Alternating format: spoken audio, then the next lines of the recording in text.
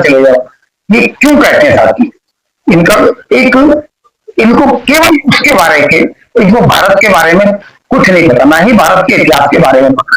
या आपको जब भी बात करेंगे तो आप देखेंगे मुगलों के शासन की बात करेंगे, आपसे अंग्रेजों की बात करेंगे, ये प्रेजेंट टाइम की और लोकतंत्र की बात ही कदापि नहीं करेंगे। और क्यों नहीं करेंगे? क्योंकि इन लोगों को ज्ञान नहीं है और ना ही भारत का ज्ञान है इन लोगों। तो साथियों, सन 1971 में जो पाकिस्तान था, पाकिस्तान दो भागों में साथियों, एक पूर्वी पाकिस्तान और एक पश्चिमी पाकिस्तान। पाकिस्तान दो भागों में था, एक पूर्वी पाकिस्तान और एक पश्चिमी पाकिस्तान। ये भारत है साथियों, आपको देख रहे होंगे। एक पाकिस्तान अपने भारत के, ये पूरा पाकिस्तान है, और ये जो एक छोटा सा हिस्सा यहाँ जो हमारी माननीय प्रधानमंत्री इंदिरा गांधी जी ने और प्रधानमंत्री उनके द्वारा ये तोड़ दिया गया, एक भारत के इस कोने पे और एक इस कोने पे। तो होता क्या था साथियों कि जो यहाँ की जनता थी, यहाँ की जनता को ये पाकिस्तान की जो इधर की जो जनता थी बड़ी प्रताड़ित करती थी तरह तरह से। ये जो यहाँ पे जो नागरिक रहते थे उनकी जनता को तरह तरह के अत्याचार किए जाते थे, उनका शोषण किया जाता था उनके। आज आप देख रहे हैं कि भारत में किस प्रकार से, आपने देखा होगा कि भारत में इसी प्रकार से जॉम्बे टाइप ऐसे ही पाकिस्तान के अंदर ऐसा थे। पाकिस्तान कोई लोकतांत्रिक देश तो था नहीं। तो यहाँ की जनता, इनको अब आप कहेंगे कि यहाँ की जनता यहाँ कैसे आ सकती, ताकि प्रशासन तो उन्हीं का था।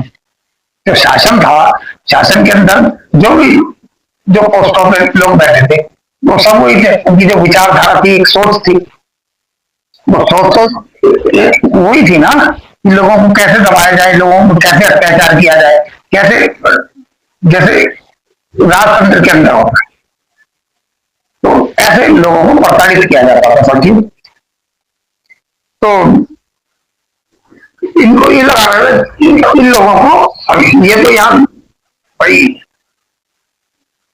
अलग पड़ जाते, तो इन लोगों को कैसे प्रताड़ित किया जाए, तरह तरह से प्रताड़ित करके उनकी लेडीजों के ऊपर अत्याचार, मतलब कि इतना अत्याचार बढ़ गया था साथियों कि हमारी प्रधानमंत्री जो पूर्व प्रधानमंत्री हमारी आयरन लेडी जो इंदिरा गांधी जी थी, उनको ये बात कदापि पसंद नहीं आई साथियों। और ना ही भारत के अंदर, भारत एक लोकतांत्रिक देश है और भारत चाहता है कि जैसा भारत लोकतांत्रिक देश है, हर देश भारत का, भारत के जो पड़ोसी देश है वो भी लोकतांत्रिक देश बने। क्योंकि पाकिस्तान निकला तो भारत में सही है, भारत ही इनको से अलग हुआ है। तो ये साथियों एक बहुत षड्यंत्र है। तो हमारी इंदिरा गांधी जी ने, जो हमारी प्रधानमंत्री थी, उन्होंने इसको दोनों को ये अलग करके साथियों इसको एक बांग्लादेश बना दिया। पाकिस्तान से काफी, पाकिस्तान का साथ अमेरिका दे रहा था उस समय। अमेरिका उसने अपना काफी इसके जरिए, ये समुद्र के जरिए उसने अपना बेड़ा भेजा, सातवां बेड़ा भेजा, मगर हमारी इंदिरा गांधी जी ने बिल्कुल उनसे घबराई नहीं और पाकिस्तान के दो हिस्से करके एक बांग्लादेश बनाया। और उन्हीं कारणों के कारण साथियों, उन्हीं दुश्मनी के कारण अमेरिका को वो बात बड़ी, वो कहते ना अपने को सुपर पावर समझना, अमेरिका आज भी अपने को सुपर पावर समझता है। उसने, आप देखेंगे कि जगह जगह पे हर देशों में उसने अपने समर्थक बिठा रखे हैं, अपने प्रशासनिक अधिकारी बिठा रखे हैं और उसकी सेना को पूरा वहां पे, मतलब पूरा देश को उसने कैप्चर किया। और उसको एक गुलाम टाइप चाहिए, मतलब वो कहे हाँ तो वो कहे ना तो ना, वो कहे हाँ तो हाँ।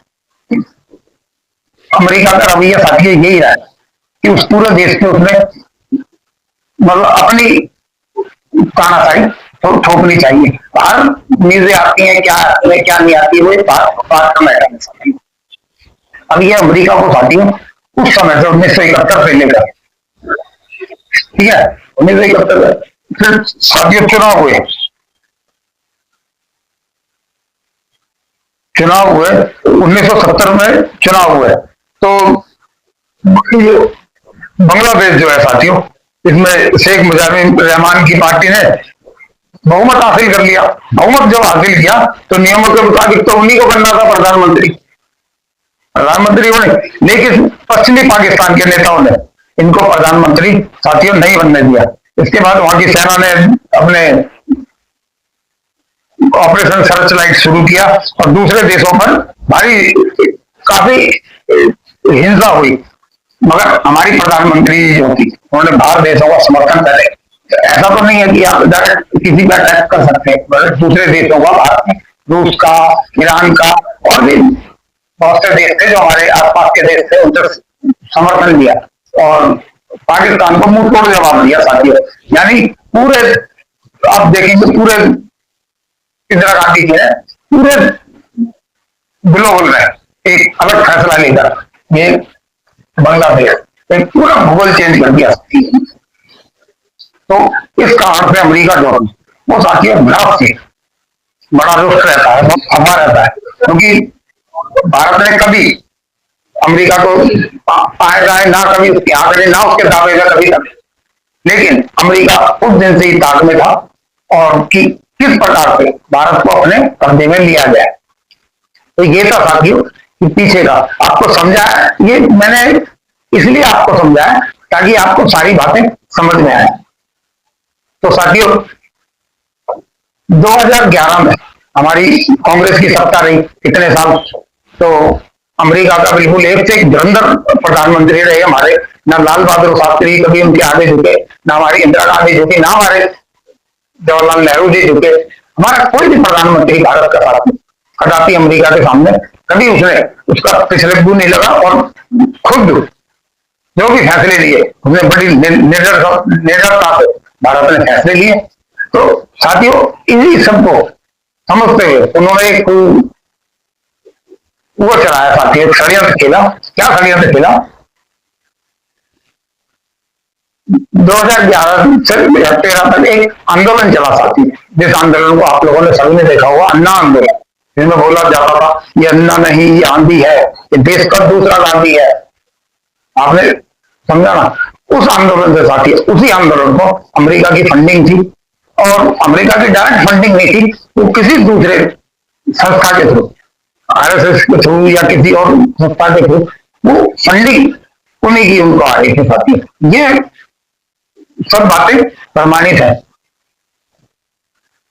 ये अमेरिकन फंडिंग उसमें आ रही थी। आपने देखा होगा कि देश में उसको करके साथियों उस आंदोलन के थ्रू हमारी जो सत्ता थी, भारत की जो मजबूत सत्ता थी, उस सत्ता को लोकपाल बिल के जरिए कि लोकपाल बिल लाएंगे, लोकपाल बिल आएगा, ये भ्रष्टाचार हो रहा है, ये भ्रष्टाचार हो रहा है, यानी लोगों के दिमाग के अंदर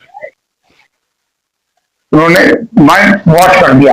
झूठ इतनी प्रचारित हुई सोशल मीडिया के जरिए कि साथियों आपने देखा होगा कि सोशल मीडिया पे भी आपने जो सिम कार्ड होंगे, जो जियो के सिम कार्ड थे, कैसे लोगों को फ्री बांटे गए। 4.5 करोड़ कार्ड जो होगा, जो सिम कार्ड थे वो फ्री बांट दिए गए। 3 महीने फ्री चलाओ, लोगों को नेट की आदत डाल दी। फिर नेट के ऊपर साथियों प्रचारित हुआ इनका अपना षड्यंत्र, जो षड्यंत्र आज तक 2026 तक भी आप देखेंगे तो चल ही रहा है।